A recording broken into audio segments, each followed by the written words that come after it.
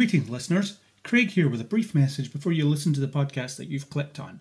This is being released during the 2023 WGA and SAG-AFTRA strikes. Without the labour of the writers and actors currently on strike, the thing you're about to listen to us talk about wouldn't exist. We stand with those on strike and support their desire to be recognised for the wonderful work they do. Now please enjoy our discussion. Hi, my name is Anna. You may know me from Power Rangers, Spartacus, Kevin in the Woods, anger management, depends what you're into. And you are listening to Kneel Before Pod. Kneel Before Blog presents Kneel Before Pod.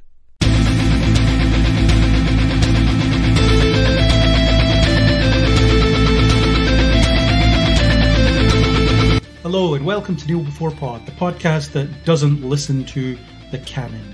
Or do we? I'm your host Craig, and we are here to discuss the latest Sony animated Spider-Man film, Spider-Man Across the Spider-Verse. Joining me for this is my counterpart from Earth, whatever number he wants. We haven't classified it yet. It's Chris. Hello, what Earth number are you? 107. 107, okay. I won't ask why. I'm going for radio frequencies. That works. I'll go for 107. The only canon I listen to is the 1 o'clock gun. Whoa. Nah. Those outside of Edinburgh might not know what that means. In Edinburgh at 1 p.m, someone fires off a gun into the air and no one runs away screaming, crucially. If you want to shoot someone in Edinburgh, 1 o'clock's your time. Just time your shot for bang on 1 o'clock. I feel like you could do a Sherlock story about that, couldn't you? Well, no one heard the shot because it was at 1 p.m. It was at 1 o'clock and the 1 o'clock gun was going off. It must have happened in a detective novel already. It must have done. There's no way we've come up with that and it's not been done in an Ian Rankin or something. And if it hasn't been done, then I'll cut all this out so that no one steals it from us. Yeah. Anyway, we're not here to talk about fantasy Sherlock stories. We're here to discuss the latest Spider-Man thing, Across the Spider-Verse. So let's just kick off with our spoiler-free thoughts on this film. What did you think? I loved this film. I thought it looked absolutely stunning from start to finish. I don't think there's a frame in this film that you couldn't actually just put up on your wall, get printed and put up on your wall. I think it looked pretty stunning. The story and everything is great. Good new characters in there. The ones that do return, you're grateful for the return. I really, really enjoyed this. So the next time anybody visits your place, it'll just be wallpapered with frames from this film. And it will look gorgeous. You could just get every frame but print it off to be really small and just tile your wall with it, essentially. I love that idea. Here's the entire film on my wall. Some kind of flipbook wallpaper. I don't know. Does such a thing exist? Can it exist? Who knows? Does now. I'm of a similar mind. I loved it. I thought it was bursting with creativity. Like you say, visually, every frame of it is carefully considered and sets a new standard for animation. Somehow it makes the first film look pedestrian by comparison. I don't know how they managed that, because I remember when we came out of the first film thinking, wow, this is the new standard for animation. Now this is the new standard for animation. So well done there. I think I said afterwards, my eyes are exhausted after this. There was just so much to take in all the time. It's very overwhelming, but in the best way. You watch a Pixar film or a Disney film and it looks great, but it's got a very flat animation style. So you go into Element City with Elemental and it looks amazing. It's this great world that they've created, but at the same time the animation is very distinct. It's of a piece. You see it throughout the film, inside out. It plays a bit with different animation styles, but only for select sequences, stuff like that. But this doesn't. This throws in different animation styles, sometimes in the same scene, and expects you to drink in its majesty of visual storytelling. And it completely works. I absolutely loved it. So it's great that we're here to talk about it, because it deserves to be talked about. Yeah, it's so creative, and what you said about so much being on screen, the amount of little pop-ups and little bits that I definitely will have missed is incredible. Annoyingly, I've only been able to see it once before talking about it today, so I've definitely missed stuff in here. It's enough to fill 1 million clickbait articles from certain websites that do those kinds of articles. 1001 things that you missed in Across the Spider-Verse. Or 1010 things you missed in Across the Spider-Verse. Yeah, 1010 things you missed articles. That's what it will be, because you've got to keep that content going. Yeah.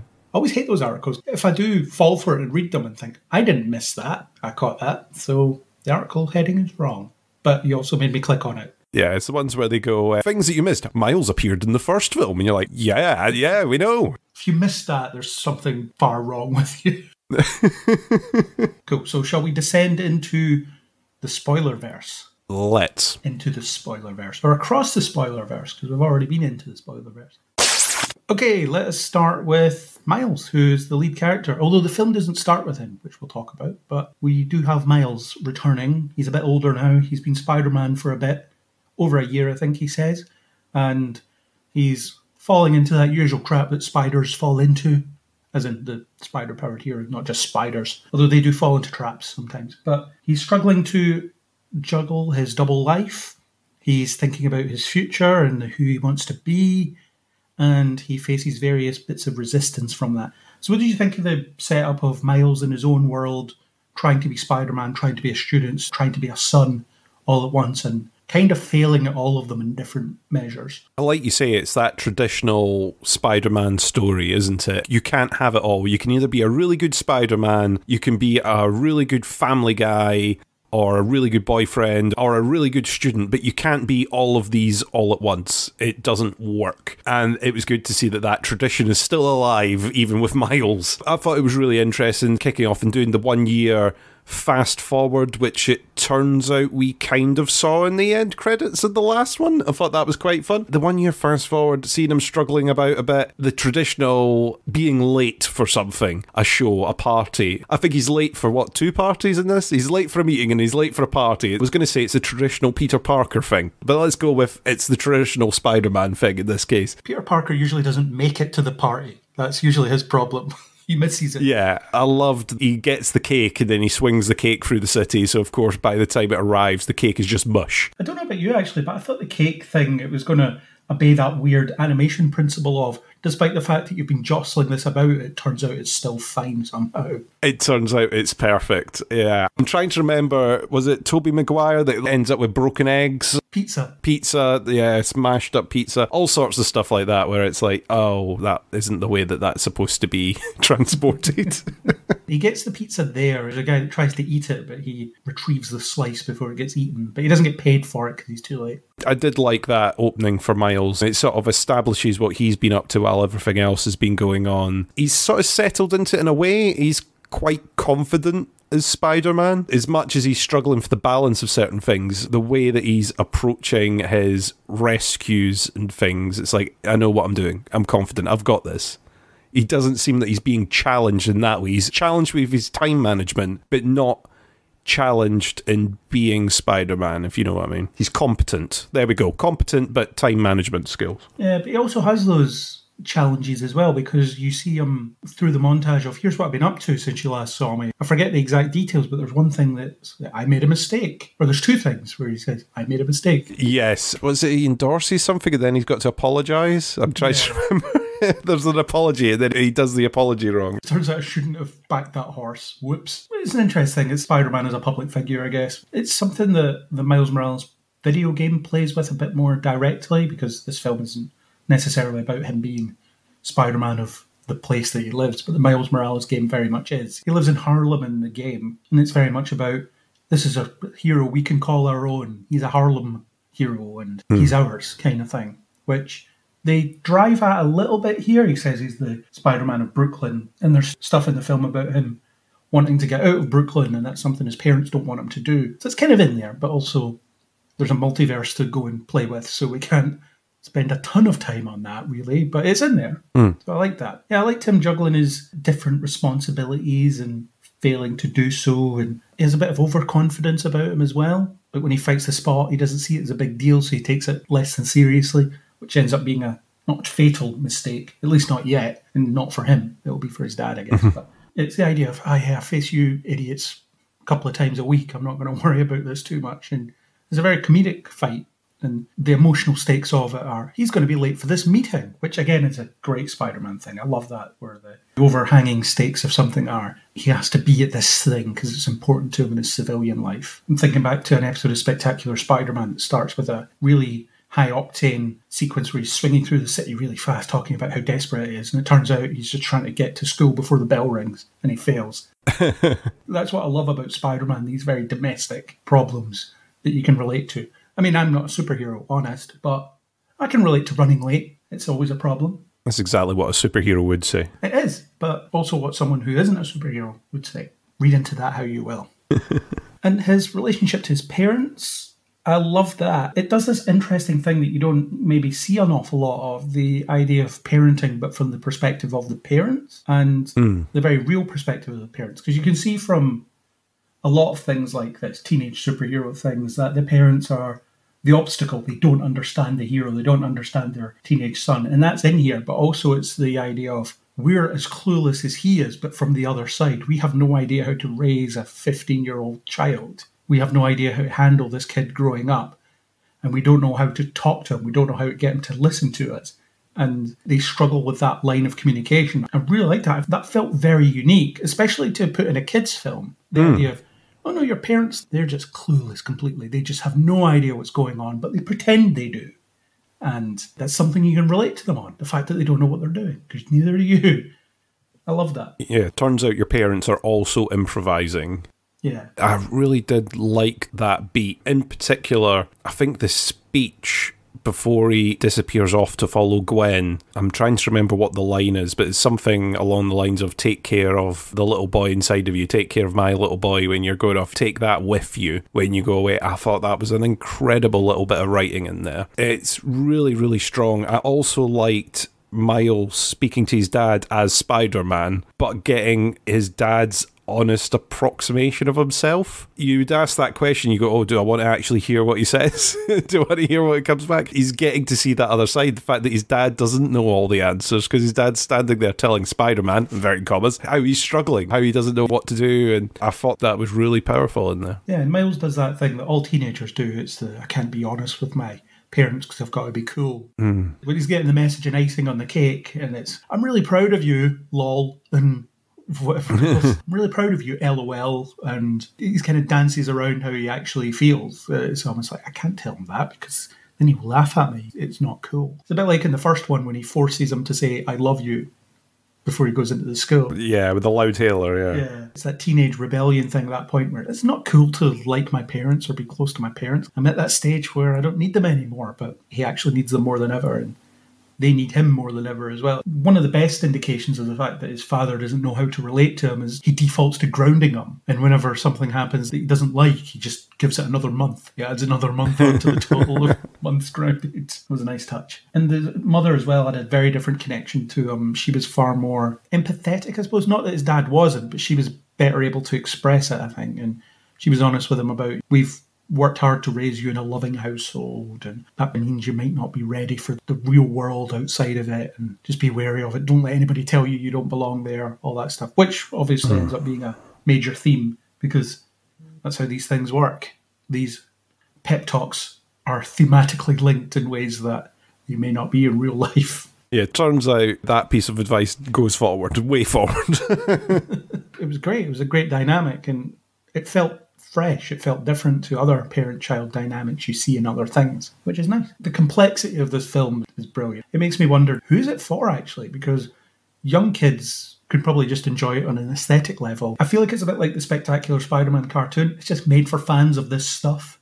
Doesn't matter what age you are, at some point you'll get older and understand more of it as you go, but it's one that you can get into when you're really young and just kind of grow up with and get more out of it the older you get. Absolutely. I think you're right with that. It's got so many different levels to it that a way younger viewer, it's loud, has colours and sound effects and funny noises and silly crash bang moments in it where young kids will be like, yay, love it. A dinosaur crashing through a wall, yay, fun. And then other bits of it, you have those emotional beats that'll hit so much harder where people are able to apply their own relationships and their own experiences with their parents or with their friends or a time when X or Y happened and be able to apply that to the same story and understand it from a totally different level, I guess. I loved how old-fashioned his parents were in a lot of ways. What friends have you got? There's Yankee. He calls me by my first name.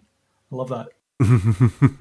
Teenagers shouldn't get to call parents by their first name. It's an old-fashioned thing. It's the idea of you call your boss sir when you go to work and stuff, one of those outdated things. Yeah, I guess so. Traditional values, isn't it? It's not even the 50s, 60s style thing to it, is it? It's later than that. I did like the element of that. There's a bit of tradition in there, a bit of respect. You would get that from an officer of the law as well, because it's process and formality and... Yeah, and I think Miles's dad's job as a police officer is very interesting as well, because on Miles's bag he has a Black Lives Matter sticker or badge, which obviously is very topical, and the fact that his dad's a police officer almost exists in contrast to that, because obviously the mistrust of police that came about as a result of that movement, certainly in America, is still very strong to this day. People still don't trust the law. In fact, we've got a huge thing in the UK at the moment where the London Metropolitan Police are getting called out for institutional racism that needs to stop, but no one knows how to stop it because it's rotten to the core, and I suspect similar exists in the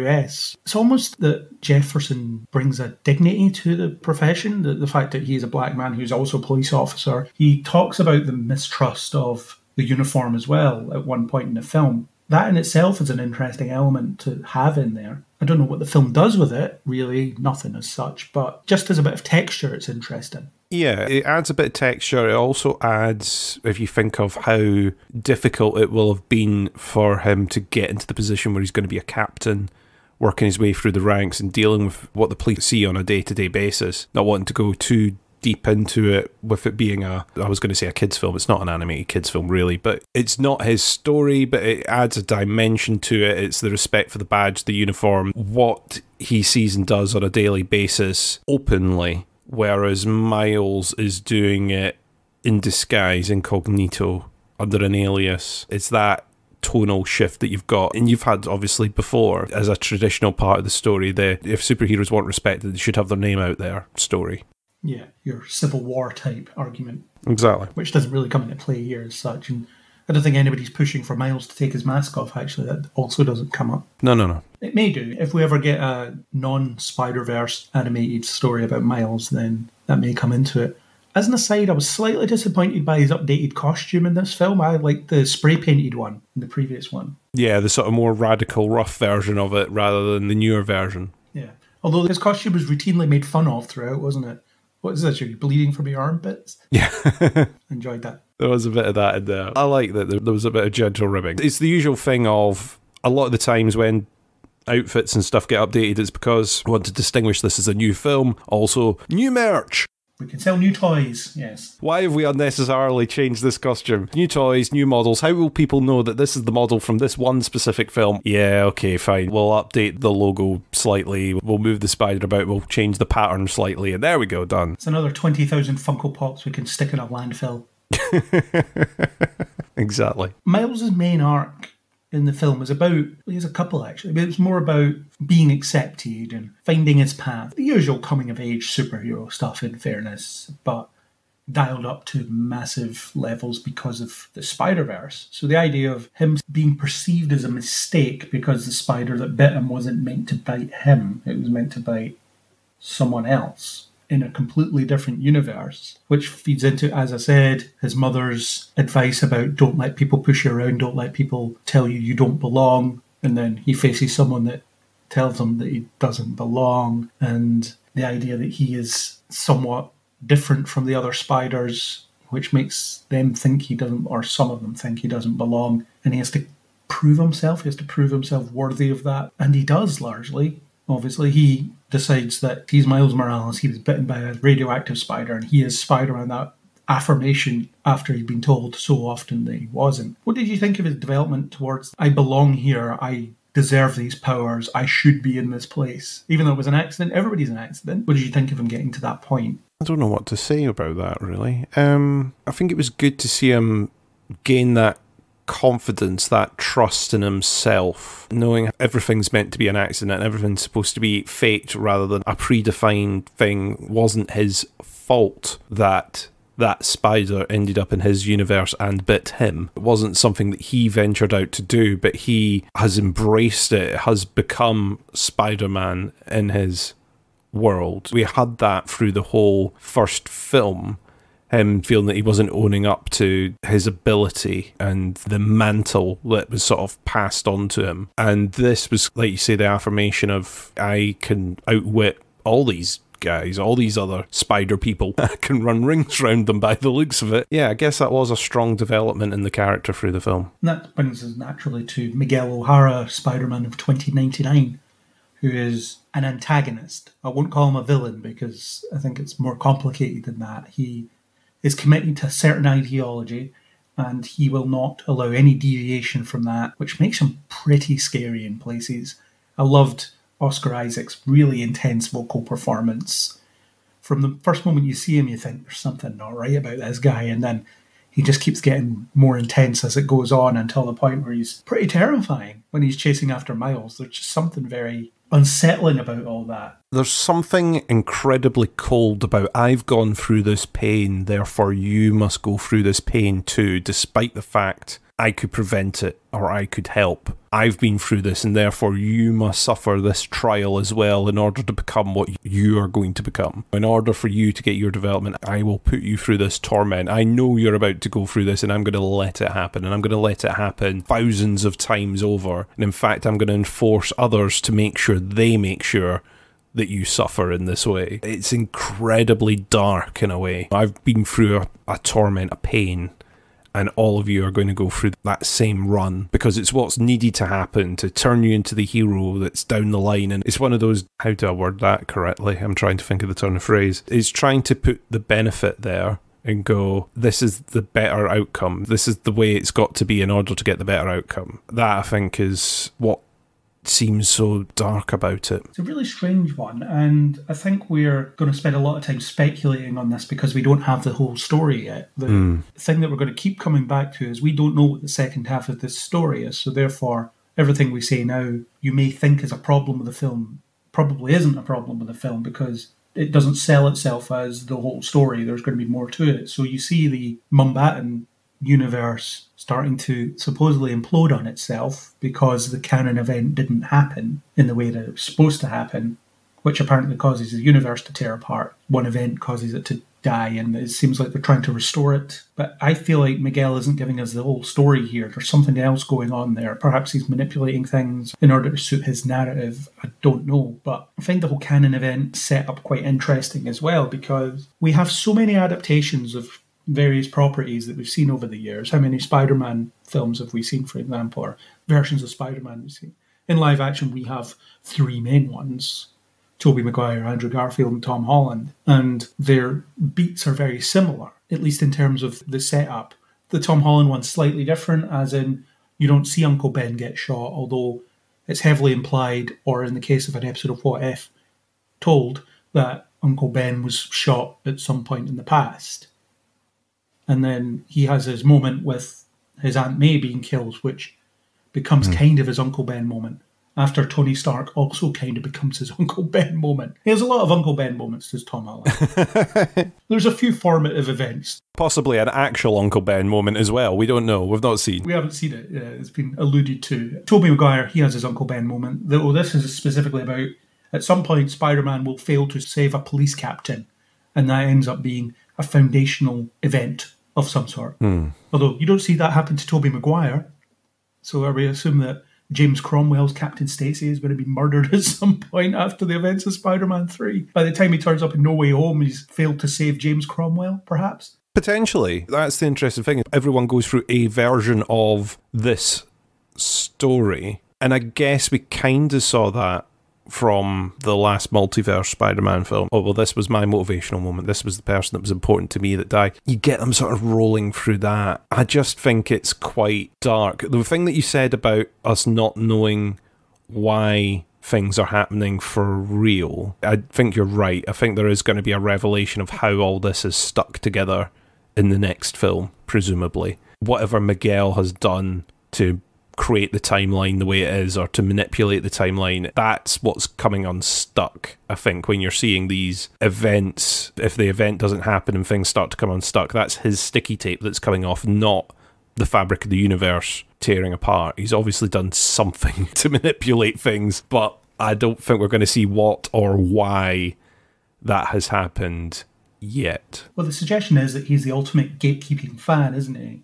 With all the adaptations we've seen of things, how many times do you see people bitching online about this isn't right because they didn't do this, they changed this, and that makes it not valid in my eyes, and things like that. And oh, yeah. people are allowed to think that. There are changes in various things that I don't like, but I wouldn't necessarily condemn the entire project because they maybe changed around a few things that I didn't like. In some cases I do, and I've been more militant about it in the past. It's something that as I've gotten older I care less about. I'm a bit more interested in if the thing in front of me is worth watching and I can still recognise it as the thing that I want to watch, then fine. Although I do also acknowledge that in order for it to be an adaptation of, say, Superman or Spider-Man or whatever, there are certain elements that I would really like to be there, otherwise it might as well not be that thing. I don't want Superman to be evil because Superman isn't evil. He shouldn't be. I understand that, yeah. There's certain core elements to a character or a property where you go, okay, well that's the minimum that I would expect from this for it to pass as that character, to pass as that universe. I think the fact that they even called it a canon event is a very story writer, screenwriter way of describing a thing. Oh, that's a canon event. It's a way a fan would sit there and go, oh, well, that's not part of the canon. That's not a true part of the canon. That's not part of the story. I've read all the material and all the books and all the characters and watched all the stuff. That's not part of canon. The use of that language, I think, very much ties it into the fandom element, which is quite interesting. Oh yeah, and the film's pointing a finger at the people that are like that, the people that become very, very militant about it to the point that they rubbish things online and attack people online for liking things that they don't, or vice versa. And that's what I think Miguel represents. He is that kind of fan, and the film is basically saying that is not a good thing. Look at the rich variety we've given you here of spider stories. This is just people with spider powers. Imagine the variety you could get everywhere if you embrace the fact that these things can be unique and weird and different in their own ways. Why are we always sticking to these same beats when you don't have to? Because you can get to the fundamentals in different ways. We just talked about how Miles has got the fundamentals of being Spider-Man, but with a very different setup. He's always late. He can't balance his double life. He's dealing with very domestic as well as large-scale issues. Those things, they're Spider-Man 101, and he hasn't had to go through the same level of stuff that you would expect a Peter Parker version to go through, although he did have the Uncle Ben moment with his uncle, and the first film did point out the similarities there. And the police captain one's an interesting one, because the George Stacy death in the comics was seen as a pivotal moment, and then Gwen's death followed a few issues later. So I wonder if the next step from Miguel is, well, after this we have to kill your girlfriend as well, who's related to this police captain. The Spider-Man of Mumbattan, is he destined to lose the police captain and then his girlfriend a few days later? Because that's the way it played out for this comic book version of Peter Parker that was seen as the first instance of that thing happening, or at least the PowerPoint presentation. Very slick and stylish PowerPoint presentation nonetheless. That was explained as if that was the start of it. So it suggests that the 60s comics are the Earth 1, so to speak, even though they take place on Earth 616. Yeah, I would need to look closer at it. I just look forward to its release on DVD and so I can sit there and pause frame by frame. Well, the artwork that's shown is off that original issue of Spider-Man. Oh, yeah. The event's name is ASM, whatever the issue was. So it's how it's labelled. So yeah, it's the idea of people expect these things to happen, so therefore they're going to happen. But I think that Miles is a bit of an aberration in some ways as well, because he's a relatively new character and there are already multiple versions of him that have different backstories. In fact, even the original one has different backstories, because he started off in the Ultimate Universe and then was ported over to the main universe. And with that was a slightly different backstory. I'm sure his mother dies. I forget which way round it is, but his mother dies at one point. I can't remember the ins and outs, but he doesn't have that same kind of, and then this happens, and then this happens type origin story that others have. Well, that's the advantage to Miles, both in a film like this and in the comics as well, is because the character's new, there's a lot that they can do differently.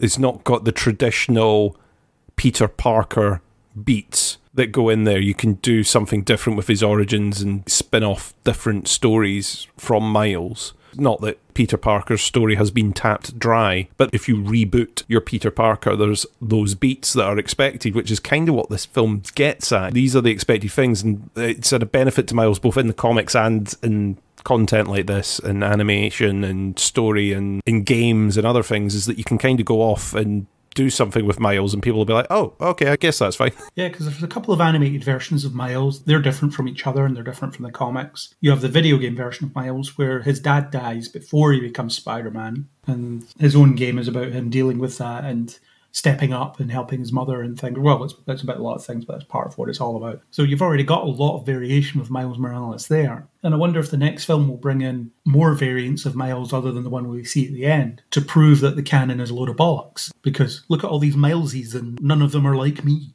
We all have different stuff in our backstory. The bit that fascinates me about that is when you get told that as a spider person that's invited to this spider society that Miguel's created, at what point do you get told these are the things that happen to all spider people? Because it doesn't quite seem that your Mumbattan Spider-Man is aware that this canon event always happens. There's always a canon event where you're going to lose someone, but he's still part of the society and knows everything that's going on, knows about the multiverse and knows about the hopping and all that sort of stuff. And very specifically, he hasn't encountered any hardship because he does his origin. He's like, yeah, it's all great for me. Everything's easy. It's great, lovely. Everyone thinks I'm fantastic. Let me show you about my town. I'm having a great life. It's all super perfect. Okay, but he's been welcomed in despite not knowing that that's their destiny. I don't know if it's just look out for weird stuff and report in if there's weird stuff, but you don't get told that, yeah, oh, by the way, it's your job to enforce canon events.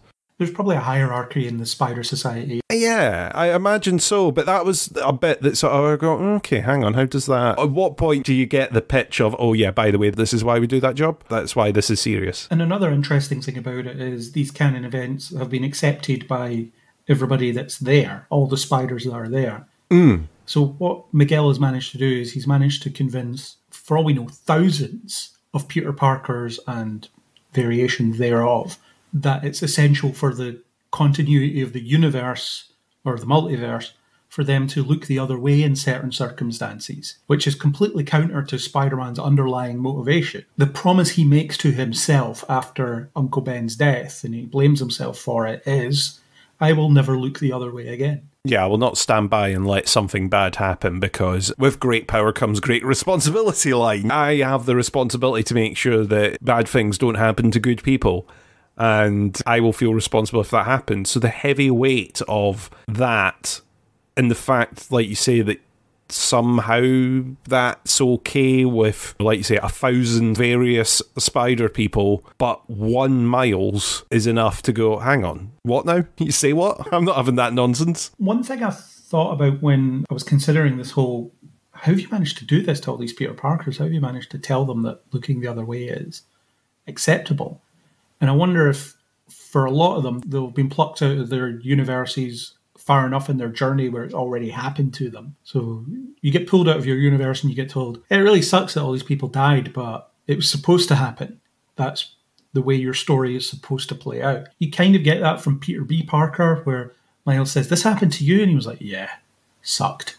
Not great, but it happened. So I wonder if a lot of them, it's just already happened to them. But again, how do you convince them to accept that they have to let it happen to others that may not be there yet? I think that's a question we'll get an answer to. Yeah, I imagine there will be something that comes along that explains that a bit. It's the fact that you've got a spider person in there that hasn't had that pivotal moment yet that was going to throw them over the edge. That's where I'm like, okay, if it's happened to all of them already, that explains why maybe you don't have Miles in there yet, because, oh, you need to have your pivotal moment first. You need to have your big canon event. And once you've had your big canon event, then you can be part of this. But until then, you're not going to understand why we're doing what we do. Seems like Miles was never going to get access to the Spider Society. Yeah, that seems separate, yeah. Because Miguel sees him as an accident, as an aberration that shouldn't exist. You're not getting to join my club because you're wrong, you're different.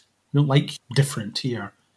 Which is another very pointed thing to pick at. Even our pal Spectacular Spider-Man was into the whole, canon event stuff. He got his one line where he said, sorry, it's supposed to happen. What happened, Spectacular Spider-Man?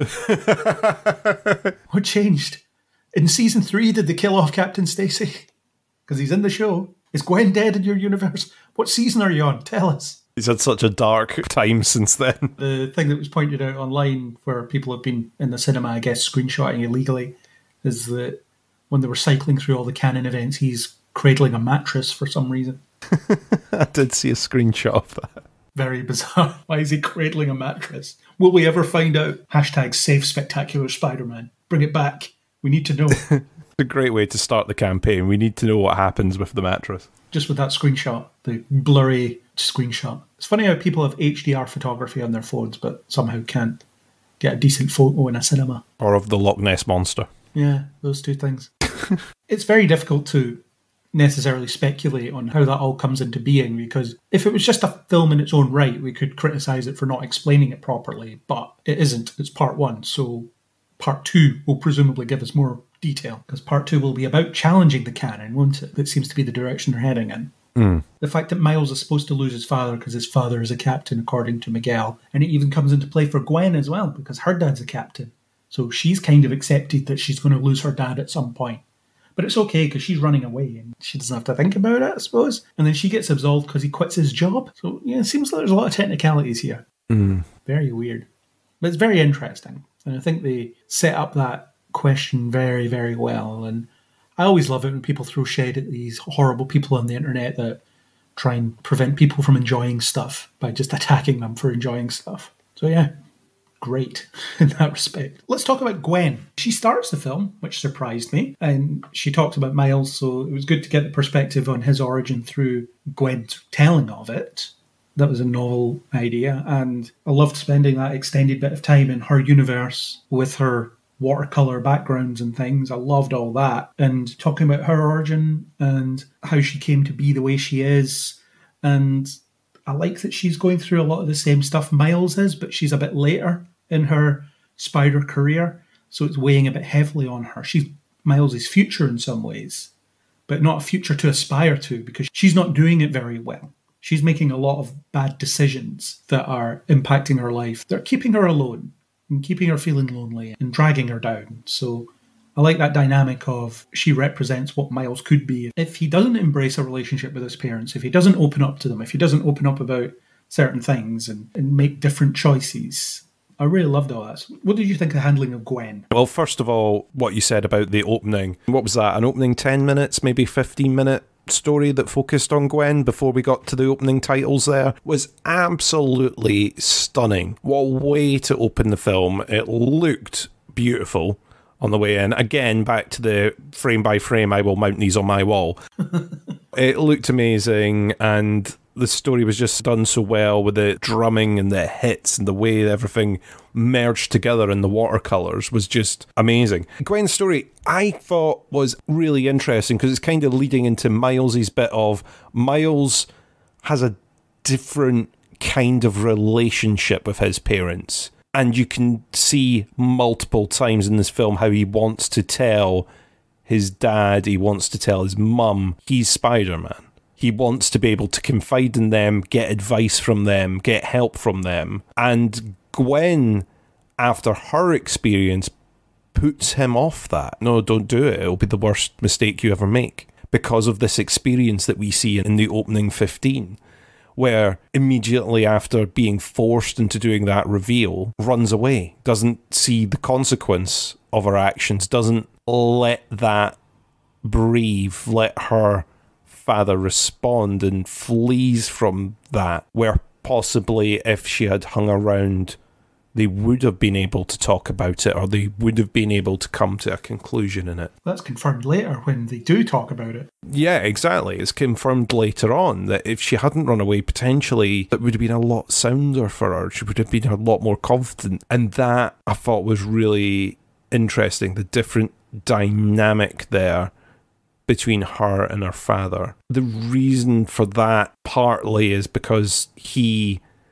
believes that Gwen, well, are we saying Spider-Gwen? What's the official Spider-Woman she goes by. Spider-Woman, there we go. It's like Spider-Gwen or Spider-Woman? Spider-Woman. That Spider-Woman killed Peter. And that's been his mission. The secret has been kept for so long now after this pursuit that you can't do that reveal because it's a betrayal. It's been not his life's work, but his career for the last, can't remember how many years that they say, has passed since. That's what his focus has been on, is catching Spider-Woman, and she's been there the entire time. It's a sort of betrayal on the other side, which is different from Miles's relationship with his father as Spider-Man. They're hanging out over the blast site for a bit, having a chat. There's no intent there on him arresting Spider-Man. That's not there in that story. So it's slightly different in Miles's coming out as opposed to Gwen's. Yeah.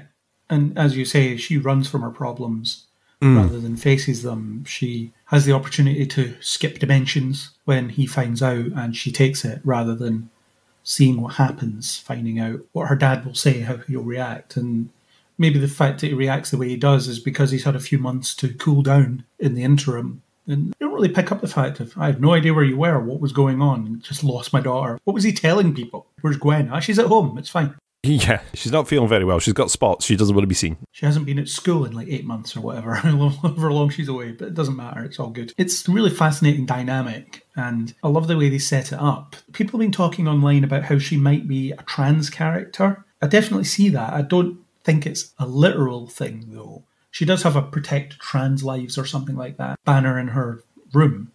It's behind her at one point. So she's certainly an ally, if not trans, but I think you can see the superhero struggle through a gay or trans lens quite easily, because it is about feeling othered or feeling like you have to hide part of yourself and not letting yourself really connect to people for that reason because you're hiding that part of yourself. She says it precisely. People can only know half of who I am. I think the fact that the film leaves it up to the audience to decide whether Gwen's trans or not is awesome. I think it's great that they leave it that ambiguous, but it also just feeds into the whole notion of othering and feeling like you're something that people might reject for whatever reason. So that's definitely in there. And the fact that she drifted further and further away from her dad because she felt like she couldn't be honest with him. And I love that at the start of the film, before he finds out, the way they talk to each other, there's a bit of an awkwardness, there's a bit of a distance to it. She does hug him quite freely, so she expresses that affection in ways that Miles doesn't, actually. But there is something that they both know is left unsaid between them, and I found that really interesting. And then the fact that she presses pause on that relationship by running from it. She isn't really called out on it as such. I wonder if that will come into play in the next film in some way. But it was a really fascinating start to the film. And I was sitting there watching it thinking, God, I would love to see 2 hours of just this. Would absolutely love that. It was an incredible opening to the film. It was really good. And like you say, you could almost have had a film of just that story, Gwen's origin story, taking you up until this film. And I wonder if that was ever a pitch at some point. I imagine it might have been, that this story has been planned out for more than just the 15 minutes at the start here. Despite the fact that we've seen a sort of Cliff Notes version, I would still watch it. I would absolutely still watch it. I hadn't really thought of it like that before, but then I suppose I used the term coming out as Spider-Man.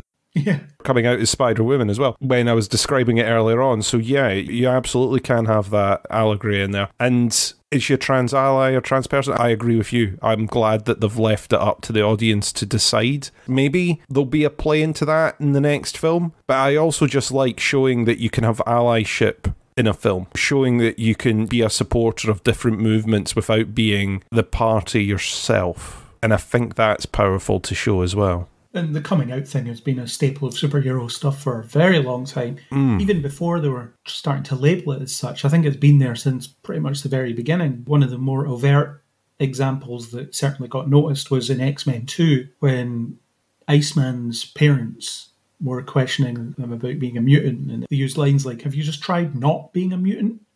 Which apparently Ian McKellen fed into, because that's a very common thing that gay people get asked when they come out to people that don't readily accept them. Have you tried not being that? Have you tried something else? Bryan Singer's problematic and always has been apparently in those films, but that was a good I guess, early version of that. And I want to say it's evolved ever since, but I'm not sure it actually has, because I don't think we've ever had that level of depth in a lot of these stories, because we haven't really had a lot of secret identity stories ever since, have we? The Amazing Spider-Man sort of did it, but not quite. And the MCU just threw away secret identities in their first film. So they didn't really mess with that in any real way. Pretty much. And then Tom Holland's Spider-Man, it was kind of used as a bit of a gag that he gets discovered rather than revealing himself a lot of the time. Yeah. I suppose you kind of got it in Daredevil, the Netflix one. Well, that's true, actually. I didn't think of that. It kind of feels like this film's making up for a lot of lost ground in covering these ideas, actually. These ideas should be more prominent and should be thrown in there because it allows people to feel seen and represented in these things, but it doesn't seem to make it in very often. Maybe it's an examination we need to have at some point about some other superhero properties that we could look at and wonder if it is representing these ideals in different ways. It could be an interesting thing to look back at, but certainly from the Gwen point of view, I thought they did it pretty perfectly. With me having no real direct experience of anything like that, and I felt like it was being handled sensitively, and it was very moving in the way that they did it. And the other thing I like about Gwen is just how cool she is. I love how competent she was in that opening fight sequence. It almost seems like part of her relationship to her dad when she's Spider-Woman is the fact that she keeps webbing him to stuff. She's like, hey, Captain, how's it going? And webs him up to a wall or something. And then when he gets himself free, she does it again with another quip. So it feels like that's their thing, or she's made it their thing. I quite like that. I guess it's one of those advantages of a secret identity as well. You get to make fun of your dad and he doesn't know you're doing that. I like that as well. But yeah, she is just really cool. Everything about her is just really cool. And I say that not being cool. It does help that Haley Steinfeld voices her as well, because she is undeniably cool. Being a drummer in that as well, that's pretty cool. They keep adding layers of cool to Gwen. I really enjoyed the fact that they focused a lot on her in this film, opening it with her and making her, I would say, close to a co-lead in this film. As much as obviously a lot of this is Miles' story, you see a lot through Gwen's eyes and Gwen's story as well. I think if you were to add up to minutes of screen time, it would be pretty close. I definitely think so. And definitely for the character development in here, between the both of them, they both get a lot of character development going in here. Yeah, like I say, she's Miles, but slightly in the future. Well, not quite a dark future, but a cautionary future, shall we say. Don't follow Gwen's example, because she's made a lot of mistakes in how she's handled this whole thing. They both have parents that were trying to reach out to them, that were trying to understand them. So there's this element of Miles should tell his parents who he really is, because they want to know and they want to help him through it. And the same Gwen's dad is as well. And I think it's very deliberate that they're both isolated. Miles has Genki, who's his roommate, but they don't seem to be that close. And then when he's asked about his friends, he says, there's Peter, he left town. There's Gwanda, because that's what she goes by in that universe for some reason. It was just a mistake she made in the first one, so I like that callback. She left town as well. And Gwen has no friends. She never managed to make another friend after Peter died, until Miles. So she's that loner at school. And you get a quick look at what she might be like at school, as in, it's not that everybody hates her, it's just that she's a bit of an outcast. She's a voluntary outcast as well, which is how I looked at the Andrew Garfield version of Peter Parker. He's not an outcast because people don't like him, he's an outcast because that's the way he is. This handsome, well-dressed boy with great hair is a social outcast because he chooses to be. Or he just kind of ended up that way. Gwen's a bit like that as well, I think. She says as much. She says, I never made another friend after Peter. And the implication is she didn't try. Or didn't want to risk it, potentially. There's that too. After getting close to someone like that, do you want to risk going through that pain again? Yeah, and she attaches herself to Miles because he can take care of himself. It seems like he understands her, or is able to understand her in ways that other people aren't. I love the reunion scene where they were swinging through the city and she was challenging him to see how he'd moved on. How he had developed his powers. Yeah. The shot, again, talking about beautiful frames that you want to mount on your wall, of them on the rooftop sitting upside down with the city as the sky at that point because they're upside down, was again another beautiful shot. And the way they were walking round the roof at the top, I really enjoyed that. That was very good fun. I love it when they do these things that will be natural to them because of their powers. Sitting upside down feels natural to them because they can stick to things. The only time you get that in live action is in The Amazing Spider-Man, actually. You get that scene where he's scribbling his costume ideas or something like that, and he's sitting in the corner on the ceiling because it just feels natural to him, I guess. It's just an instinct now, and there is that element there with Gwen and Miles. I love the way the camera follows her as she walks round in a circle and ends up upside down. I'm just sitting there thinking, oh, we really wish people would try this in live action. It'd look amazing.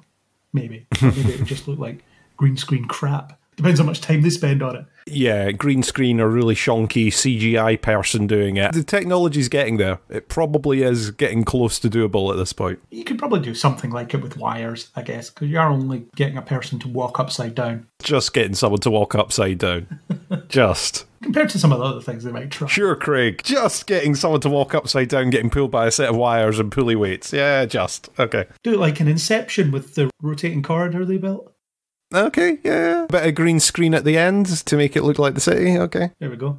Challenge whoever. We'll do it next week. We'll have it filmed next week and up on our YouTube. Stay tuned for the Neil Before Pod Spider-Man fan film where we attempt that with someone who's afraid of heights. That'll work. I can't see us dying from this. No, not at all. Gwen buying into Miguel's mantra as well. I really like the fact that going to see Miles was something that she wasn't supposed to do, but she broke protocol to do it, so she's a bit rebellious in that way. And then when Miles finds out that he's a mistake, or perceived to be a mistake, and that's why he would never get let into the club, Gwen says to him, I didn't know how to tell you. The how to tell you thing was the great part added to that sentence. You could have just ended it at, I didn't know. And then for some reason Gwen hadn't been told, or maybe she's lying, I don't know, but I like no, she's up front. I knew and I just didn't know how to tell you. I was never going to tell you this. Very nice touch. And you notice she started wearing Converse when she went into the Spider Society. She wasn't wearing them before. I did not spot the change in footwear. Because she had those like ballet shoes as part of her costume before that. And then she put on Converse. I don't know why. Someone did point out online the amount of times that she steals people's clothes through the film. So I'd like to pick up maybe that she's got those Converse off of someone else. Maybe. Because she steals Miles's jacket at the end, doesn't she? She's got Miles's jacket, and I'm sure she had something from Spider-Punk as well at one point. So yeah, there's all the different outfits. So maybe the Converse came from that. I don't know who to credit with this. I can't remember who posted it, but someone said online about when she first appears in Miles's universe, and she's sitting on his bed and she's wearing that big jacket or that hoodie or whatever it is and her shoes, and this is the most white girl thing ever. She goes to a stranger's house and sits on their bed with shoes on. It's one of those things, I guess. But yeah, the Miles-Gwen relationship is good. Do you think they're heading down the couple route, or do you think it's going to be the good friends thing? There's certainly an attraction there from Miles's direction. Well, the art book, she's definitely on his mind. I like that she doesn't make him feel weird about that. She looks through the pictures and it's like, I missed you too. Finding a sketchbook where every second picture is you. Yeah, I missed you as well. I don't know. I don't know if Gwen thinks of Miles that way or not. She was definitely keen to see him, but then has obviously been told, you're not allowed to visit here, you're not allowed to speak to Miles, you're not allowed to interact with Miles. So maybe she's closed that off in her head a little bit up until that point. But now that this is happening and the story's developing, maybe that does become a potential option. I would quite like it to just go in the friendship route. I think it might leave on that note. I think there might be a pursuit of some kind, but I think it probably will be left with, I need to be in my universe, you need to be in yours, but we can stay friends, we can stay in touch. So you don't think they'll do an Arrowverse solution? I'm just going to press this button and it will always take me exactly where I need to go in this other universe with no explanation about how this button works. You could be left in that way. I think the problem is that leaving those kinds of MacGuffins around, it often ends up with, well, if these MacGuffins exist, then there's no problems ever, because you can always count on 8 spider people that you have close contact with being able to appear whenever you need help. That's the problem with those MacGuffins, as we've discussed before on any of the CW ones. The bigger you make your expanded universe, the simpler every problem should be to solve, because there's people that you can call on from anywhere and everywhere. And I think we've talked about in some of the MCU stuff as well. Even in Ant-Man, they make a bit of a joke of it about going, well, first thing I think we should do is call the Avengers. Yes, thank you for addressing this right away. First thing we should do is call the competent people. It depends on where you're taking the rest of the stories going forward, doesn't it? We're very much getting into speculation for the next film, but are you going to have your multiverse cut off again? That was very much how they left the last film until post-credits. We've all got to go back to our own places and we will never see each other again.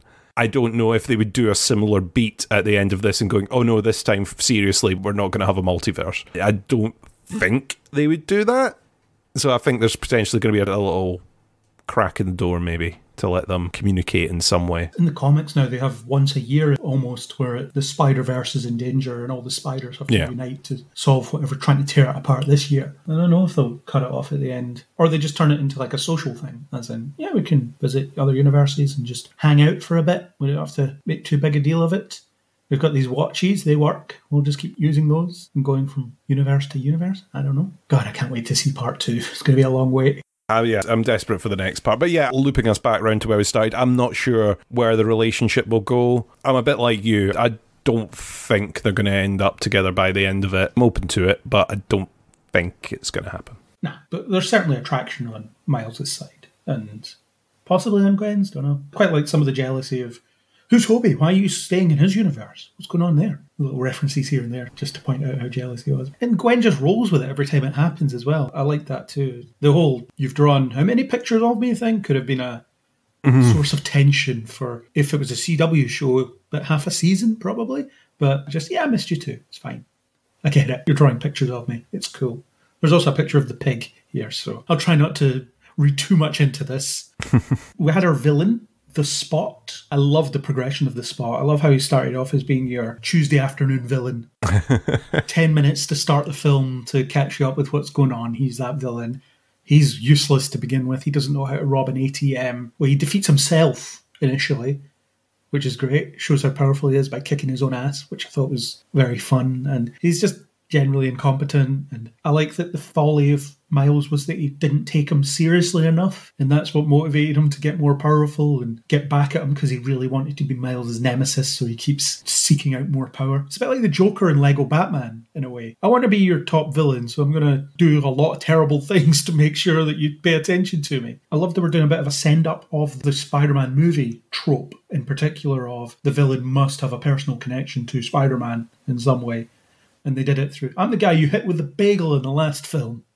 Which I'm sure no one was thinking was going to lead to a villain origin story when they created it at the time. But it folds in neatly. I'm the scientist you hit with a bagel, and I'm really annoyed at you for this, and I want back at you for it. I like that. And bolting on that, I feel like you ruined my life because you broke the collider while I was there, and I got all these holes, and now I can portal places. I love that set. I'm the same as you. Obviously, the introduction was the rather silly things like the loaves of bread falling through his stomach and trying to rob the ATM, and Miles not taking him as much of a threat at the beginning. But despite the fact he ends up tied up towards the end, gives him a good run for his money up until that point. He's a little bit beyond the easy villain. He doesn't go down easy. Eventually, Miles has him tied up, but the only reason he escapes at that point is because Miles has to go off to his meeting and he gets away. But yeah, him wanting to be his nemesis, you don't even know who I am, how dare you, I'm this guy. And Miles still being, I still don't know who you are. I really enjoyed that. His motivation then to be, well, I'm just going to become so powerful and I will take everything from you to make you recognise me and recognise what you've done to me, I thought was very strong. And obviously tying in again to the multiverse stuff, it's the right villain for this multiverse story. It reminded me a bit of a couple of things. In the 90s Spider-Man cartoon, the episode that introduces Mysterio is talking about, you ruined my life, Spider-Man, and Spider-Man doesn't remember him. Mostly because he's wearing the costume, and when they met, he didn't have the costume. But once he learns the backstory, he remembers, and he gets challenged on it, and he says, hey, I get this thing a couple of times a week. I can't remember all of them. There's an episode of Agents of S.H.I.E.L.D. as well, where I forget the name of the villain, which is funny as well. He gives this anger-filled speech to Coulson about how Coulson created him. Coulson says to him, I have no idea who you are. I don't remember you. Cool origin story, bro, but I don't remember who you are. I like that. This thing that was the most important thing that ever happened in my life is just something that you've forgotten about. And the contrast there. I want to be taken seriously, but you don't take me seriously. It's almost a bit like Electro in Amazing Spider-Man 2 as well. I was just about to say that. I want to be taken seriously. I want to be noticed, all that stuff.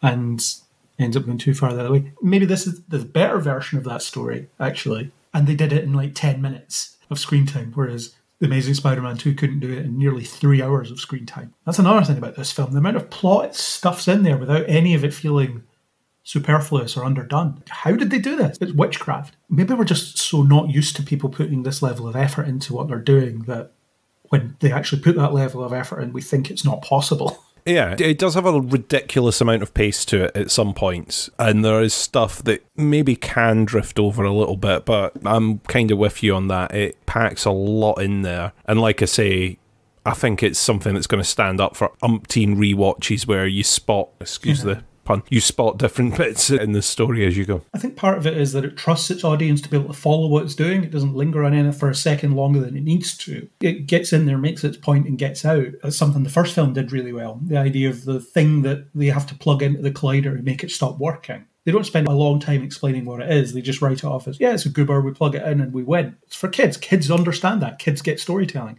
So why is it when we become adults, we don't get that treatment anymore? Yeah, we don't. You get it sometimes. The Rabbit's Foot, Mission Impossible, stuff like that. We're not actually going to explain what this is. We're just going to give it a bit of a title and then just run with it. Just pretend this is really, really, really, really serious, okay? Just assume it's going to end all life as we know it. I like the way they did that. And in the first film as well, they did really good at the rapid-fire introductions of each character. You didn't have to have the elongated story. Once they had done the 3 different intro stories, it was like, okay, let's just fast forward through this one and bashed it out. And they kind of did similar with this, where they were able to introduce odd characters and give them quick intros, which I think saved a lot as well. And it works in the format of this story. Don't get me wrong, you couldn't deploy this in every kind of film that exists. It works really, really well here, where you can get a quick introduction to a character. But you can adopt the principles in other films, as in trust your audience a bit, don't feel like you need to over-explain these things that really don't matter. We saw the new Transformers recently, for example. How much time does that spend telling you what a transwarp key is?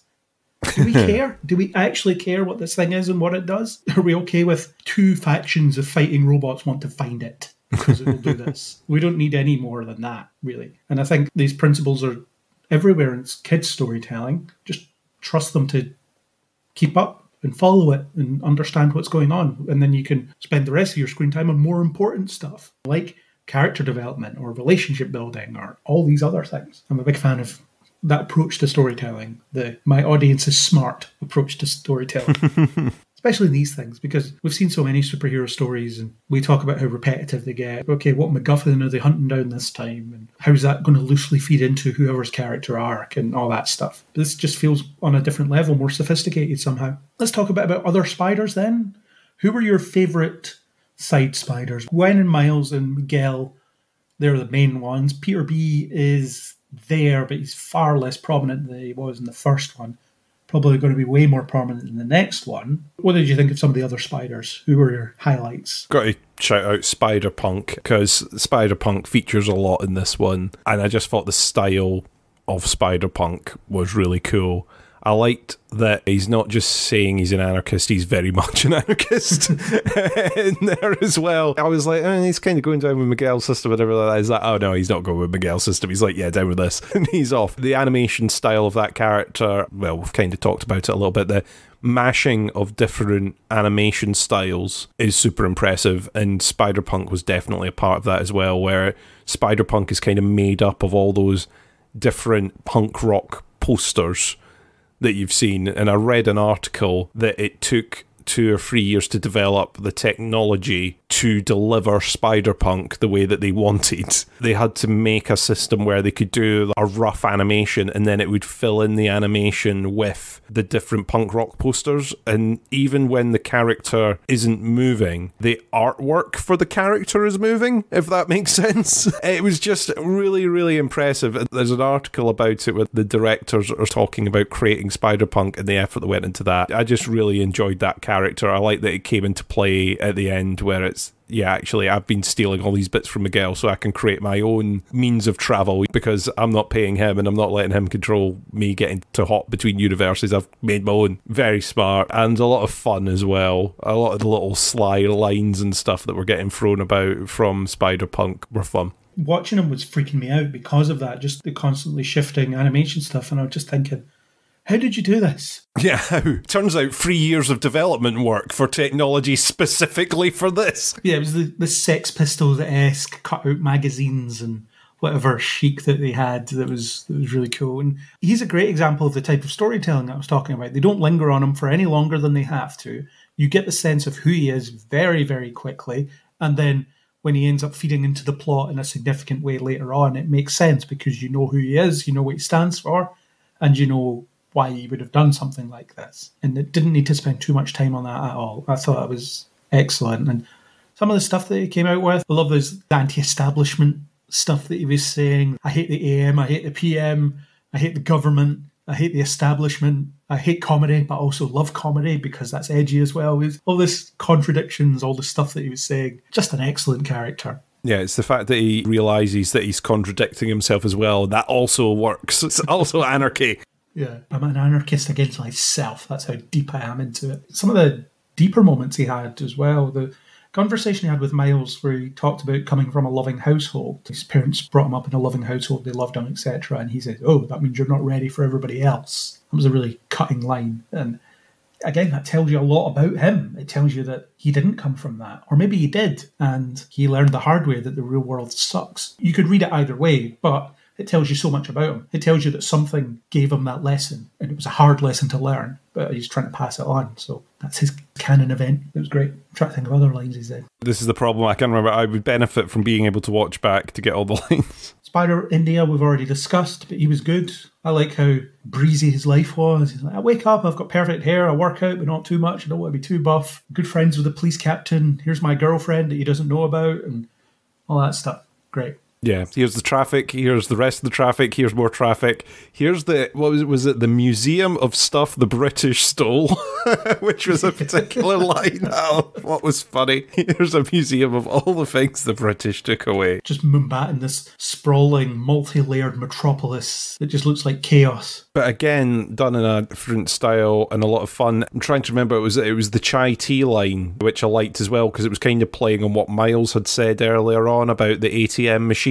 Don't call it an ATM machine, because that's a machine. And then it's the chai tea and naan bread. It's one of those things, though, we watch it with our Western sensibilities and think, yeah, we suck. Yeah, we're bad. We're awful. Turns out we're really bad. Our supermarkets have labelled as naan bread. So bread. Mm-hmm. That's great. A bit of cultural difference thrown in there. And it's a good thing for the kids to learn, I guess. It's a lesson thrown in very efficiently. Jessica Drew, the badass pregnant lady, at least some of the film, she wasn't pregnant when she appeared later because it was months later. There's no mention of what happened to the baby. So that's an interesting one. I do wonder if that will feed into what she does in the next film. I wonder if she had to put her child away somewhere to commit to Miguel's spider society. She wasn't a huge character though, but I think she was memorable anyway. I liked her as a role model for Gwen. When Gwen thought she screwed up by letting the Spot get away because she was wasting time, according to some people, with Miles, she was trying to avoid disappointing Jess. So it was less about what's Miguel going to think of me. It's more like what Jess is going to think of me. So I like that. Great seeing a pregnant woman just doing stuff, still being a superhero. Badass pregnant woman, yeah. There was quite a few of non-traditional body shapes in this film, actually. The cleanup crew that Miguel sends into Mumbai, and they were all of different shapes and sizes. And then throughout the Spider-Verse hub, or whatever they called it, the lobby or something, they had a variety of looks there as well. It's good to see. Big people in costumes, good to see. It feeds into that variety, doesn't it? The idea of, yeah, you don't have to conform to this narrow look at what superheroes can be. It can be all shapes and sizes. It's pretty cool. What did you think of Lego Spider-Man? Lego Spider-Man was a lot of fun, but it was only after the film that I got true appreciation for Lego Spider-Man. Did you hear about how Lego Spider-Man came about? Is it a fan creation or something like that? This fan that built the Lego set? A 14-year-old animated, using Lego, the first Spider-Verse trailer. Oh, right, okay.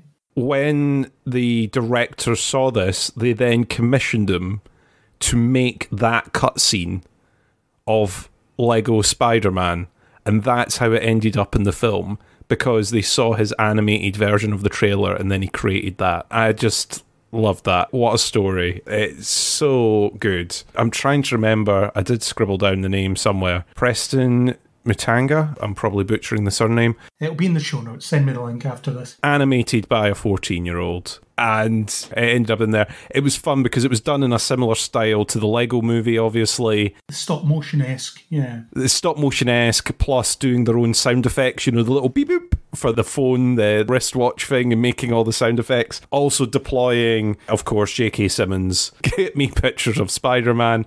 I think someone said that wasn't re-recorded, that was just taken from the original recording. So they just lifted it from the other film. But whether that's true or not. I think that one was, but there was some dialogue elsewhere in the film that I think wasn't archived stuff. Yeah, was there not a cut scene somewhere else? Was it one of them that had been caught, maybe? It might have been in Gwen's universe where he spoke. Maybe in Gwen's, yeah. It was in one of them anyway. There was definitely some new J.K. Simmons stuff that was in there. But yeah, that stuff was from, I think, Spider-Man 3 in the Lego universe. I love when he was talking to Miguel, and Miguel was like, "You're one of our best agents, Peter. Thanks." This Lego guy. The other one that's worth pointing out is the Spider-Woman that's in a wheelchair. Is a character created by, I forget the name, I'll look it up and put it in the show notes, and give me the Lego thing for the show notes as well. But it's a character created by a wheelchair user, and then they put her in this film briefly, just as again, different shapes and sizes, different setups. That was cool. There was so much in there. I think we did a breakdown of the trailer at one point and pointed out a bunch of spider people that were in that, and never in my head did I imagine that there would be so many different bits in there. There was a Peter parked car. Oh, that was such a good pun. Which is an incredible pun, and apparently is from a comic. It wasn't created from this. This is actually from the books. I recognise the car because it is the Spider-Mobile. Yes. Amazing Spider-Man fairly early on. But apparently there's a story, and it's an Uncle Mercedes-Benz. It's all that in the story, apparently. I love that. There was so much that flashed up on screen. You got a bit of Ben Reilly in there as well. Oh, he was so good. I'm so dark because of my troubled past. Very Todd McFarlane, Clone Saga, 90s yes. comic. Their internal monologue is just obvious stuff that they're already doing. Like, there's a boys in that alley. I'm going to check out that alley. Yeah, we can see that. There's a visual medium guy. We can see it. Voiced by Andy Samberg. Yes, I saw his name in the credits. I was like, who did he play? Because I didn't pick it up when I was watching the film. Jack Quaid as Gwen's Peter. Ah. Is it possible for Jack Quaid to be in anything more? It feels like every day of his life he must be filming something or recording something. He's also a Nepo baby. I'm not going to say his talent hasn't been a factor in his success, but he's Dennis Quaid and Meg Ryan's son, so I imagine that hasn't hurt. He was that one. I'm trying to think of some other voice talent that we got in there. We did get the PS4 Insomniac Spider-Man. He was one of the anomaly ones. He was stuck in the force field cage thing. Next to him was the Atari, or certainly very old console, it might not be Atari, but the first Spider-Man game was the Green Goblin in that, just the green blocks. There was Video Man from Spider-Man and His Amazing Friends. There was all these references. Various rhinos, including an actual rhino. You do need to watch it frame by frame to just see what's going on. Yeah, there was so much in there. The different spider people that they had in there from all the different games and the different formats. Like you say, the animated TV stuff was in there as well. It was impressive, the amount that they managed to fit into that. It was really, really impressive. They've not really left any stones unturned in there, I would say. There's a couple of notable live action exceptions, but there's a second film to come, so I'm not really saying that they've slipped anything out. Yeah, well, you got footage of Tobey Maguire and Andrew Garfield. There was no sign of Nicholas Hammond that I'm aware of, who was the first live action Spider-Man. And Tom Holland, I imagine, is being saved for the next one. You would suspect they did fit a load in there. And anything in my head that I'm like, oh, but they didn't do, I imagine, is probably in there if you freeze frame somewhere. I think we need to stop going into these things being worried that they're going to be too big and the actual story's going to get lost on it. Because we said that about No Way Home, and it was very much not the case. We said that about this, and it definitely wasn't the case. And we said it about The Flash, which also wasn't the case. That's true. It's additional flavour to it, isn't it? It's additional hundreds and thousands sprinkled on top. And I pretty much had to accept very, very early into when he jumps into the Spider-Verse that I am not going to catch everything that's on this screen. I didn't catch everything that was in the trailers, never mind everything that's going to be in this for the next 30, 40 minutes. It's not happening. Even when certain stuff was coming up on screen, I was like, okay, yeah, I didn't even get the chance to read that before it disappeared. Yeah. I liked what they did with Peter B. Parker, even though he wasn't in it massively. I love that he's just a boring dad, as in the dad that bores you to tears. He's the guy that you mute on Facebook because you can't look at any more photos of his kids.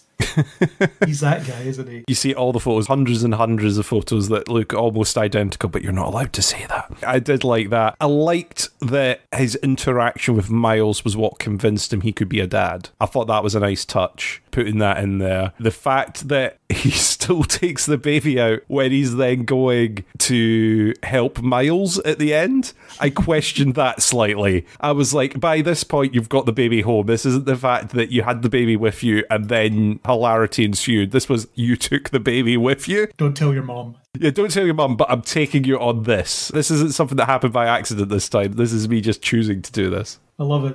Do you want to see some photos? No, she's right there. I don't need to look at photos and see her. She's right there. Gwen's even fed up. Everybody's fed up of him parading the kid around. And there was little suggestions that he's perhaps not fully into Miguel's outlook on the multiverse, because you get the bit where everybody's chasing after Miles and then he does that quick look to the side by anticipating where he's actually going. And they have that open conversation about, the reason I'm a dad is because of you, because this child might grow up to be like you. It seems like he's not into all this. And he's kind of regarded as a bit of a joke as well, as far as Miguel's concerned. I'm not going after him. It's like, not you. Yeah, he's not being taken as seriously as some of the others. And he's wearing his bathrobe, the pink bathrobe, just to sell how much of a goof he is. But as we saw in the first film, he's a bit of a goof, he's a bit of a burnout, but when it counts, he's there for you. He knows what he's doing. He's still Spider-Man. He is as competent as Get Out. He knows what he's doing. And then he's going to be probably more prominent than the next one. It seems so, because they pulled together the original crew by the end of this one, which was nice to see. Yeah, plus a few extras. It was super cool. Any other spiders we missed that you want to draw attention to? There was a T-Rex in a spider costume at one point. I think the line was, can this get any weirder? And then a T-Rex in a Spider-Man costume appears. There was bits like that. I've probably forgotten some of my favourite bits. Like I say, I've only seen it once, unfortunately, so apologies, because there'll be people listening to this going, I can't believe you've not mentioned insert name of Spider-Man that they really, really love. I apologise right now. I like the Avatar one.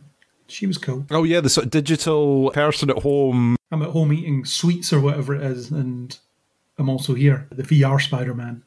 Or Spider. And then Penny Parker is a new robot. That's cool. She's not in it very much, but she has a new robot. There was a lot of them. I liked seeing Spectacular Spider-Man again and him getting a line. That was good. Yeah. Where's 90s Spider-Man, though? Where's Chris Daniel Barnes' version of Spider-Man? Where's he? He was the original Spider-Man who travelled the multiverse. Don't know if you saw those episodes, but the last two episodes of the Spider-Man 90s cartoon is him teaming up with other versions of himself to fight a version of himself. So the original Spider-Verse is that. Maybe he'll show up and tell Miguel that he knows nothing about the multiverse because he's the original multiverse traveller. That'd be something. It'd be kind of out there because you're relying on your audience having seen this old cartoon by this point. But I'd love it. And that's why they should do it, because I would love it. The ending. My only real criticism of this film is that the ending feels a bit drawn out. Those last 20 minutes, because I knew the to be continued was coming, it felt like it kept teasing me with, oh, it'll be now, this will be the last shot. Nope, still going. Oh, this will be the last shot.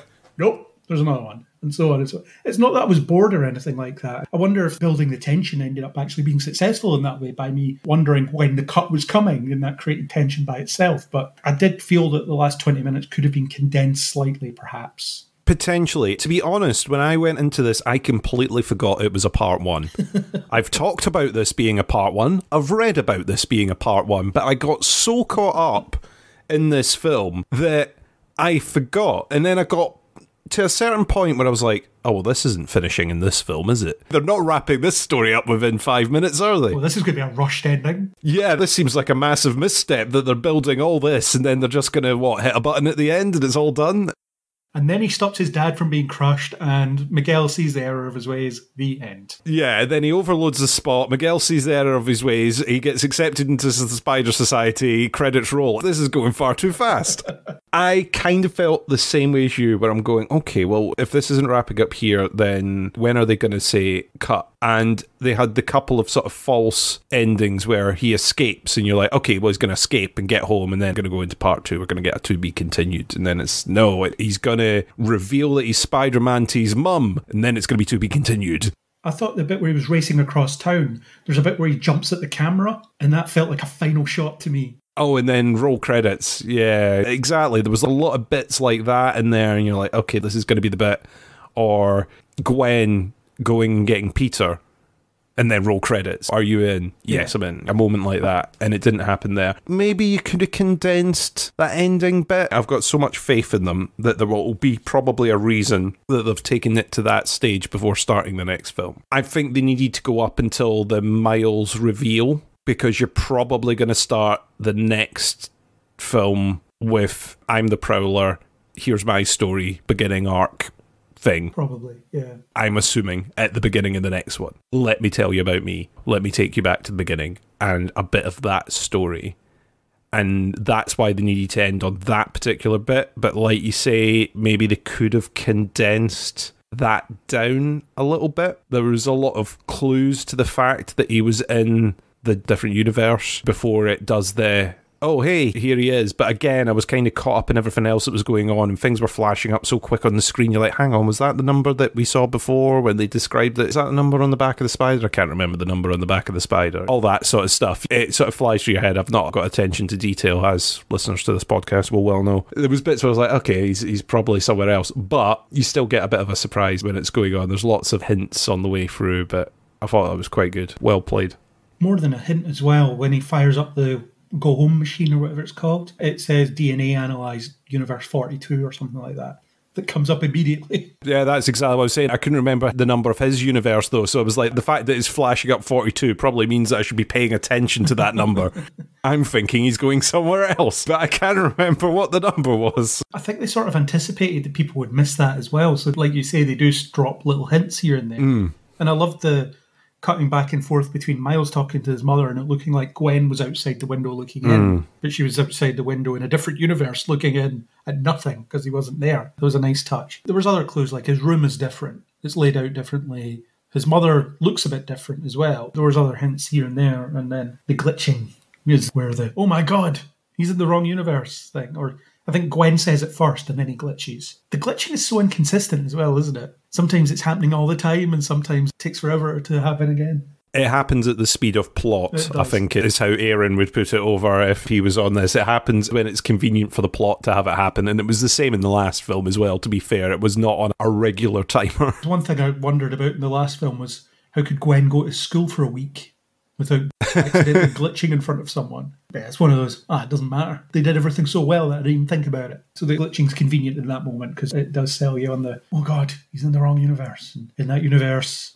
the spider was taken before it could bite who it was supposed to bite, which if you look at the flashback to that spider being stolen, it looks like it's about to bite that Miles Morales. You see the hairdo from the back that the other Miles has. So I think Miguel's going to learn that that universe was supposed to have a Miles Morales. Miles Morales is as valid as anybody else. There was a question around, why is it that Miles Morales can't be? Because not everybody there is Peter Parker. In fact, he replaced another Miguel O'Hara, so what's going on there? It's just something we'll keep coming back to. What is going on? What is the real answer behind all of this? The wrong universe with the Prowler reveal, you got to see his uncle Aaron again and Mahershala Ali reprising his role in the other universe. It's great. Also, the fact that the canon event didn't seem to happen in this universe yet. It hasn't imploded in on itself, which further tells you that Miguel is probably full of it. I thought it was an effective cliffhanger, and Gwen going to get a team of spiders that she can trust to help Miles out was a great touch. Her final monologue is about, I never fit in a band, so I started my own. Nice. So we'll get Nicolas Cage back in the next one, maybe.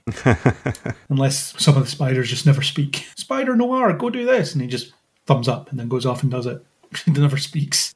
I think they'll bring him back. Well, surely. I'm assuming they'll bring him back. I like what they did. I mean, they could have really easily gone down the route by having all of them there and all of them in primary roles in this film. I think they did right by introducing another set of characters to show how expansive this is, rather than we'll show you some scenes of other spider people, but mainly we're going to focus on the same ones that we focused on the last time. I think they did the right thing by having them there, because it kind of feels more like a betrayal to Miles, the fact that they're all involved as well, and he hasn't been invited, adds into that. But also you've focused on some other great characters that they've introduced us to. And now, in the next one, you get to see the originals coming back to help out their pal. Yeah. Another piece of storytelling witchcraft that got me thinking when I was watching this as well, more in relation to, I revisited the first film after I saw this one because I couldn't get enough of this concept, and it was the only thing I had access to So I rewatched it. I think this has been since pointed out online as well. Not by me, I hasten to add, but it has been pointed out. When Miles meets the Chris Pine Peter Parker, or Spider-Man, in his universe, they have the spider sense bit that reveals that they're connected. And in that scene, you see the colours change from green and purple behind Miles to the red and blue of Spider-Man.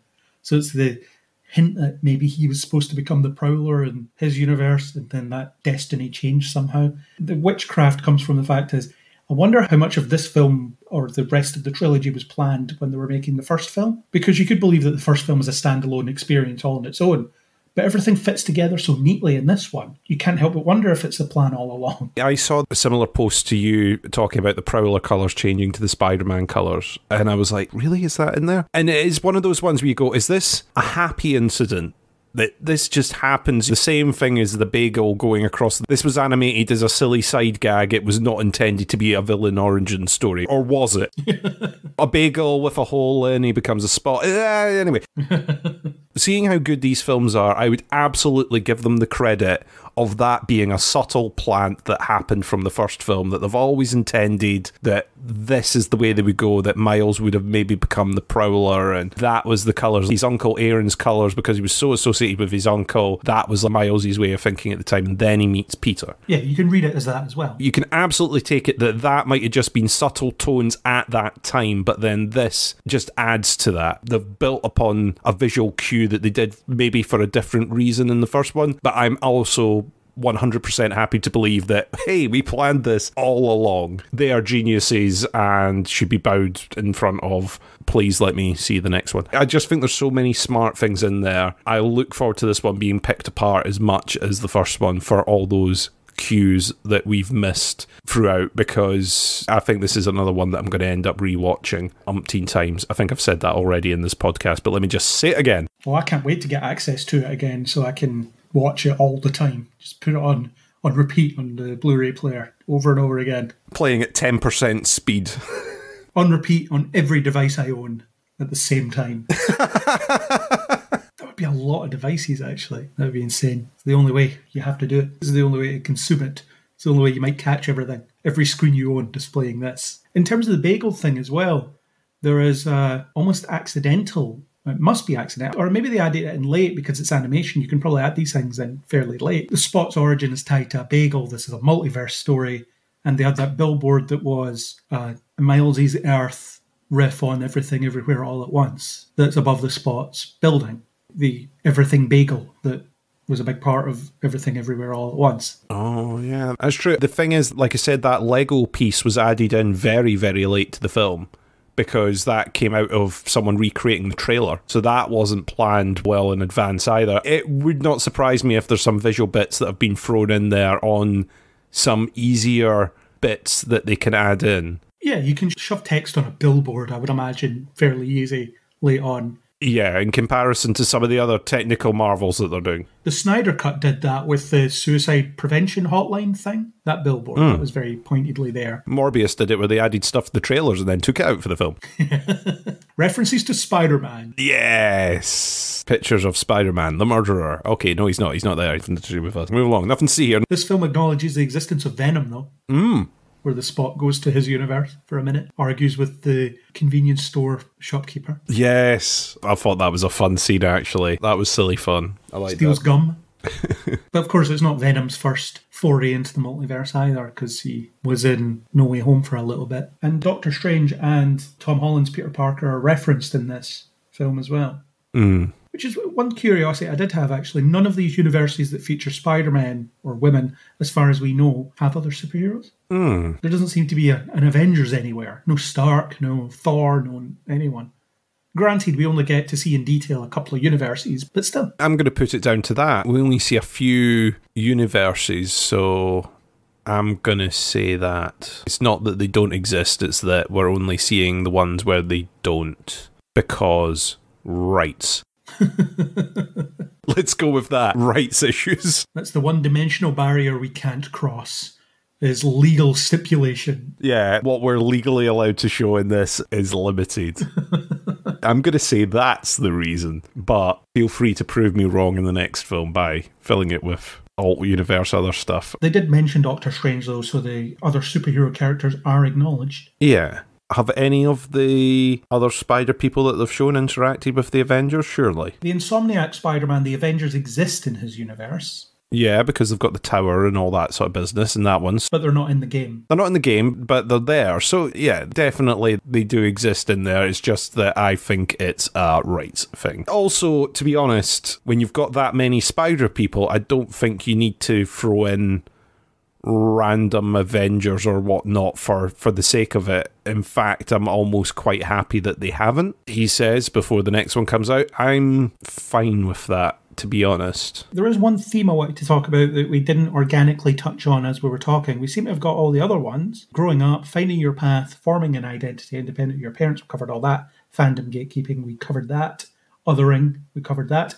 The only one we didn't cover was superheroes as authoritarian or police. And I think that's a really interesting one. It's something I've seen online as well, so I can't take full credit for this take as such, but it was sort of in my mind as I was watching it. Basically, since the birth of the MCU, we've seen this whole idea of superheroes forming some kind of peacekeeping force on Earth. The Avengers were nominally set up by S.H.I.E.L.D. in order to do that in the MCU. Or if you look at the Ultimate Comics, that's exactly what they're set up to do. They're called the Ultimates, they're not the Avengers, but same principle applies. They are set up to be a police force of sorts. And the DC films in some ways have added in the what do superheroes represent in this whole thing. Civil War was about we need to have the superheroes on the government payroll doing stuff for national interests and all that stuff. And what Miguel is set up as a spider police force of canon police, essentially. And of course, you've got Miles's dad, who is a police officer, so the idea is there. It's this concept of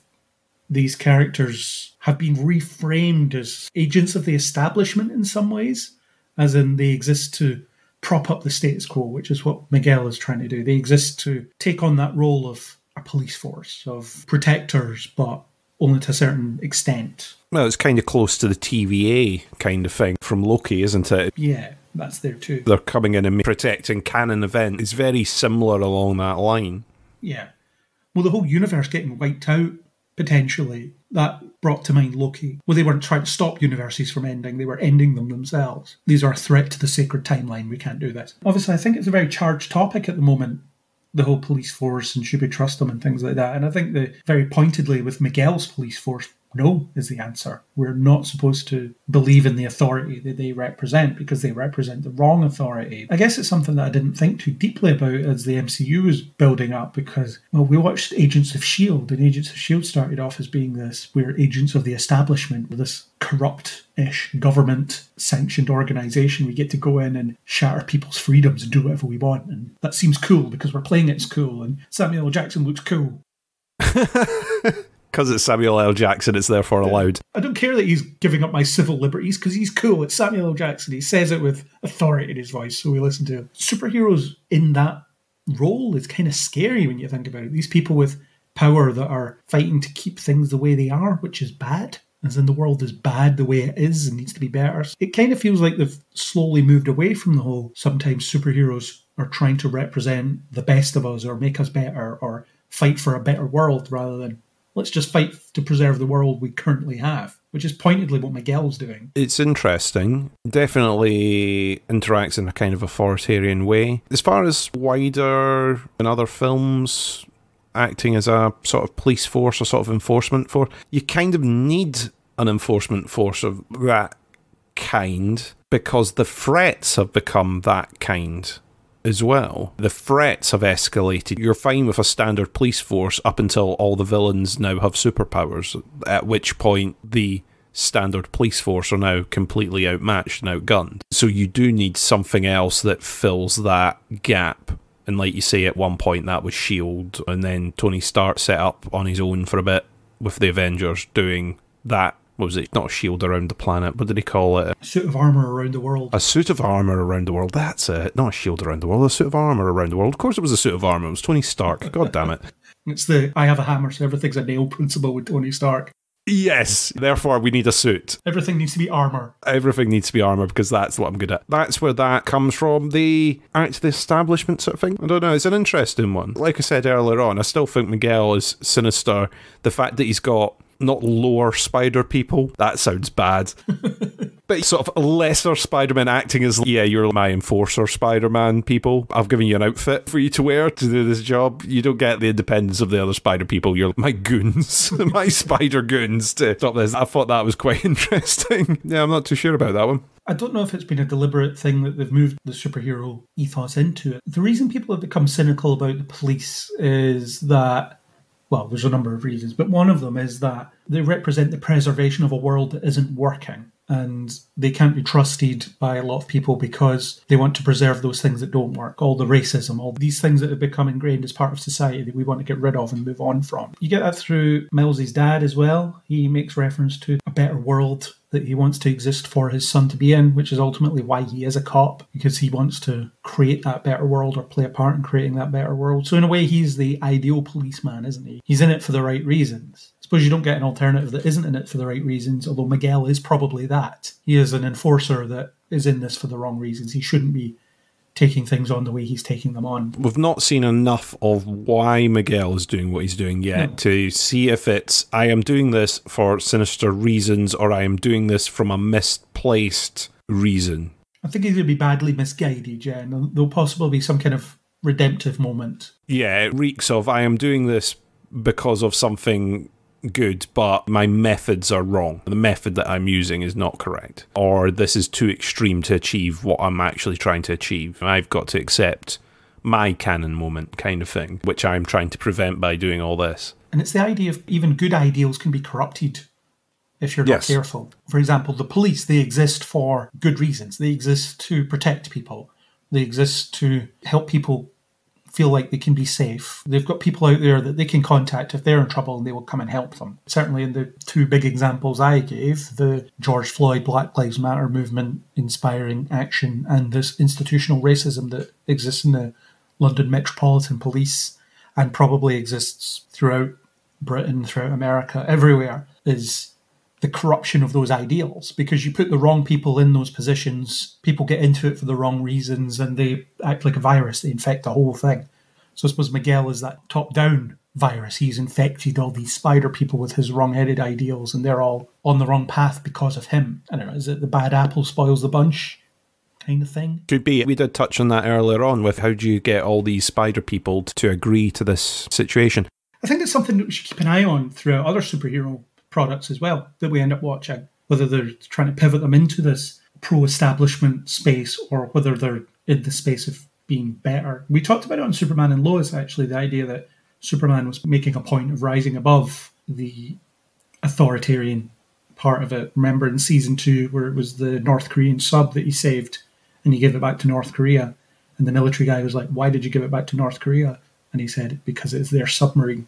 That's why I gave it back to them. Mm-hmm. It's the idea of not blindly representing something that may or may not be corrupted at this point. And I think we're due a massive revelation when it comes to Miguel on that one. Yeah, I think there's definitely a story that we've not been told yet in there. We've not seen the full origin stuff from him. We touched on it slightly. Part 2, what do you think we're getting? You've said that you think we're going to get a comic book style, my name is Miles G. Morales, as he's credited, and Prowler type summation. I think we're going to get that as the intro so that we can not sympathise with Miles G, but understand Miles G, I would say. I think we're going to get the intro from his story leading into this one, bringing us up to what he's now doing with our Miles, for want of a better term. What else are we going to get from all that? I mean, I've already kind of summarised it a little bit. We've got our other spider friends who are going to go off and find him. They know what universe he's in, presumably,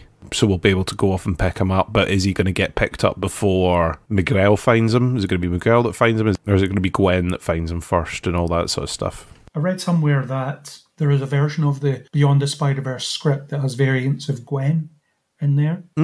That is alluded to earlier in the film, where she says in almost every universe, Gwen Stacy falls for Spider-Man, and it doesn't end well, which is of course alluding to her original comic origin, where she's not a spider person and is killed by the Green Goblin, or possibly by Spider-Man, depending on what you read. In the original comic, she's thrown off the bridge and Spider-Man stops her from falling and snaps her neck, but there's some commentary that said after it that the shock probably killed her before the web got anywhere near her. And they redo that in The Amazing Spider-Man, where it is definitely his web bringing her to a abrupt stop that causes her death. That's a very brutal moment, actually, in that movie. Maybe we'll get a sequence of Gwen looking at other versions of herself. So we'll get a clip of the Emma Stone death, perhaps. We'll maybe get some representation of the comic book Gwen. I kind of thought they were heading in that direction when they showed her dad dying, that original one, that comic panel of her dad being crushed. But no, they didn't. It'd be interesting if they do that next, because the growth of Gwen Stacy as a character is fascinating, actually. And I remember it was when we did questions from the audience that we had at the time. One of the questions that was asked when we did the Spider-Verse podcast originally was, when do you think it will happen that this version of Gwen replaces the traditional comic book version of Gwen, who was Peter Parker's girlfriend that was killed? And I said at the time, I think it's already happened, because the Spider-Gwen stories were out in force. It's a long-running comic now. There'll be people that have no idea who the original Gwen is and don't care, because this is Gwen to them. So I think this powered version of Gwen has already supplanted the original. So I'll be interested if they want to pay service to that original in some way and feed it into whatever Gwen's going through in the next one. So I think we're getting that. Nicolas Cage. I really want Nicolas Cage. Spider-Ham. Give us a bit more Spider-Ham, but not too much. Remember the light touch on Spider-Ham they did in the first film? That was perfect. I'm trying to remember what they called the dimension. They had a name for the dimension where Spider-Ham was able to pull out hammers and all that sort of stuff. Hammer space. Hammer space. The Vulture had access to it in this film. The Vulture had access to hammer space. I like this, just a canon thing that Toons can have. Yeah, because it's a reference to Looney Tunes, I think, originally. Yeah. Where they can produce anything from their pockets, even though their pockets are just pockets. Or they're naked rabbits and they shouldn't have pockets, never mind. Infinite-sized pockets. So I want to see about that. Miles revealing his identity to his parents, that is definitely going to happen. Yeah, we need to see that. Perhaps some kind of deeper reconciliation between Gwen and her dad. Whether his dad does die or whether he can change the canon event. I think what they're setting up is the canon's a load of bollocks, and here's why. Yes. The one thing I noticed is, when did Miles' dad take on the Morales name? He wasn't Morales in the last film. He was Jefferson Davis in the last film. Oh, that's true. And in the game as well. Apparently that's a cultural thing. The cultures that Miles belongs to, or is descended from, the mother's name is passed down, or can be passed down. I didn't actually clock that, but you're absolutely right. Yeah. So that's what I think we're getting in the next one. Although I could be completely wrong, because I'm sure they're far cleverer than I am and have come up with a million things that I would never have considered. They do surprising things in these films. They surprise us and they go off and they do interesting stuff. So it would not surprise me that they don't do anything obvious that I have in my head and instead go off in a complete different direction. I imagine there's some bits that will be in there just for the payoff. Like you say, the revealing to his parents and things, they're really building up towards that. So if we don't get some form of that, I'm going to feel a little bit cheated, to be honest.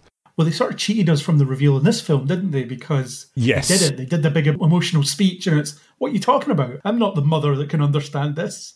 Yeah, but like you say, we were kind of cheated out of it in this one, so you want the real reaction in the next one. Presumably we're going to find out more about Miguel, we're going to find out why this is going on, and then it's all going to come apart, presumably. I don't know how it's going to get left. Part of the thing that works really well in these films is Miles' interaction with these other characters, and if you close off the multiverse, then you're leaving Miles with a pocket of stuff that he's got. But that's not necessarily a bad thing, because they introduced a bunch of new characters in this, albeit spider characters, and we still enjoyed it a lot. I don't know. I'd be happy if after Beyond the Spider-Verse they said, you're going to get a Miles film, you're going to get a Gwen film, and they won't interact. Yeah, we can go off with any of these characters that we want. We're going to go both. We're going to do a Gwen and we're going to do a Miles film, and there's going to be no interaction between the two, but here is the story. One thing I definitely want is more sequences like that Vulture fight at the start with the parchment-style paper Vulture. That was incredible. It's just ridiculous. The amount of styles that are in this. I mean, we talked about how long it took for them to develop the tech to do Spider-Punk. The Vulture scene must have been along similar lines for them to do that art style to create this. I don't know how they do it. It's insane. But now the technology's here, I want them to do it a lot. It's even how they deploy the animation in less bombastic ways, so it's not all in fights and things. Sometimes it's what would otherwise be fairly, not dry, but standardish conversations. So Gwen talking to her dad after she unmasks in front of him. The background melts away as she's talking. It's as if her world's crumbling apart or crying around her. The environment gives you the emotion as well as the actors, and it heightens it in some way, even though the conversation is a fairly standard shot, reverse shot type. Gwen speaks, the camera's on her when she speaks, and the camera's on her dad when he speaks, and so on, and it cuts back and forth. But while it's doing that, you can see the background melting and the colours bleeding into each other and things. It just makes typical-ish conversations that you see in these things all the time far more interesting. Or when Gwen's in her room speaking to her dad, and you just see the colours randomly shifting as they're talking. There's a blue tint in her hair, pink elsewhere, or whatever. All these weird and wonderful stylistic choices they make that end up heightening the emotion. I like that they look at every frame as if it's as important as any other frame. So it's not, we're going to throw everything into the third act climax. We're applying this level of scrutiny to every minute of this film. We're going to make every minute of it worthwhile. We don't want anybody to feel like they're waiting for something good to happen. It's always happening. Like we discussed with some of the other stuff earlier on, it's everything is there with purpose as well. It's not with unnecessarily thrown all this about. It's adding emotional heft, or it's adding a story beat, or it's adding an accentuation to a point that's being made on screen. That's what makes it work. It takes a lot of time to do it, but it's worth it. That's the thing, is it's proof that spending this amount of time on it works, where they could have probably really easily done we're not going to do any multiversey stuff, we're going to stick in Miles's universe, it means it's one animation style, using the tech that we've already developed, then just bash another one of these out. They didn't do that. They've really focused and spent time on this. The artwork in it, they all just deserve to be applauded. Or they could have done a multiverse story with a flat animation style. It just looks the same throughout. They could have easily done that. Yeah, just really dull, amalgamate it all. But instead, like you say, they've done so much in there and they've used it to accentuate stuff. Like you said, Gwen and her father, the colours sort of merging in was just so smart. Something that someone pointed out online as well is that Gwen has a gap in her teeth. They've made the characters very distinct and with quote-unquote imperfections. I don't know that a gap in your teeth is necessarily an imperfection, although remember The Amazing Spider-Man 2, where one of the first things that happened when Max was getting his powers, when Electro was getting his powers, was that the electric eels fixed the gap in his teeth. That's how they set him up as being a nerd, because he had a gap in his teeth. But so yeah, those, I guess gritty is the right word. These gritty character designs, they look like real people. I mean, they don't, but you know what I mean. They're not these epitome of perfection type drawings that you might see other places. Yeah. Or, as you said, different shapes and sizes of spiders as well. Representation, for want of a better... Diversity, showing that it takes all sorts. I like that. I can't disagree with everything that you've said there. Cool. So any final thoughts on Across the Spider-Verse before we wrap up? Oh, probably hundreds that I've not thought of. No other thoughts. I just really look forward to seeing this again. If I don't catch it at the cinema, then as soon as it becomes available on video. Which at the current rate of the turnaround time will probably be before I get this podcast out. What was it, Fast and Furious? Less than 3 weeks before it appeared on digital? What a world we live in. This deserves to be seen on screen, though. This is one of those ones that I've been telling people, see it at the cinema, because I think you need to see it on a big, gorgeous screen. We saw it in IMAX, which was glorious. We did. We were very lucky to see it in IMAX. There's a few films that are like that, where you go, this one, see it on a big screen. Yeah. So what are your final thoughts on Across the Spider-Verse, then? Your summation thoughts. Chrissy's wrap-up thoughts. It's awesome. There we go. That about sums up. Yeah, I thought it was excellent. Cannot wait for part 3. Although also I can wait till part 3. Do not rush it. But totally rush it. I want to see part 3. Plus, Spider-Man 2 is out later in the year on the PS5, so that'll give me my spider fix until this, probably. Although if you live in Miles's universe, it's already out, because Genki was playing it. That was a very nice little nod. I like that. So yes, I'll get my spider fix later in the year when Spider-Man 2 is out on the PS5. But you won't, because you don't have a PS5. I won't. I'll wait, 2 years, a year? It'll come out on PC eventually. Or you can come and visit and watch me play it. I won't let you touch it. I'll get to sit and watch you play games. Okay, fine. How exciting will that be? So exciting. Me and Spock will just sit and watch. Nah, Spock won't watch anything. He'll be asleep. Probably so will I. That was our conversation about Across the Spider-Verse, or Spider-Man Across the Spider-Verse. I would like to thank Neil Stenson for the supplied music, and if you liked what you heard, please do hit subscribe on Apple Podcasts, Spotify, anywhere you get your podcasts, any universe, any feed, you will find it. And most of those things now have an in-app rating system where you can press star and it will give us that corresponding number of stars. But Chris, how many stars should they give us? All of them. The maximum number of stars. Be that 5, be that 10, be that 100. We will take all your stars. All the stars in the multiverse. Give them to us. All the stars in the multiverse. All of them. You can leave us a comment as well. If you want to talk to us about Across the Spider-Verse, Spider-Man in general, anything else really, you can hit us up on Facebook or Twitter under Kneel Before Blog, or you can leave us a comment on kneelbeforeblog.co.uk. And as always, we hope you'll join us next time on Kneel Before Pod.